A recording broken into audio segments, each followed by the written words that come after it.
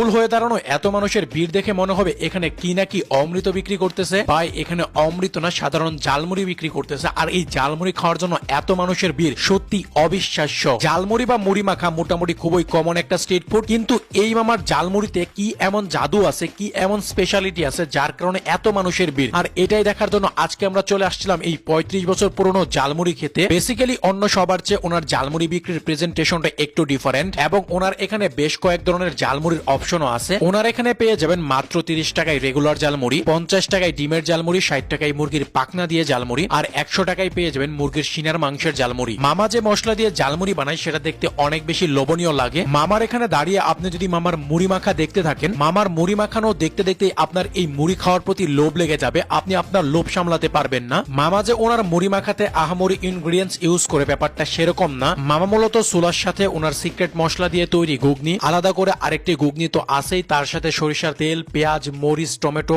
ইত্যাদি সকল আইটেম একসাথে মিক্স করে তৈরি করেন ওনার স্পেশাল মুড়ি মাখা। আমি মূলত নিয়েছিলাম মুরগির রানের ঝালমুড়ি আর মুরগির ডিমের ঝালমুড়ি। আপনি 50 টাকার ডিমের ঝালমুড়ি নেন কিংবা 100 টাকার মুরগির রানের ঝালমুড়ি নেন, এখানে ঝালমুড়ির কোয়ান্টিটি থাকবে ওনার রেগুলার 30 টাকার ঝালমুড়ির কোয়ান্টিটি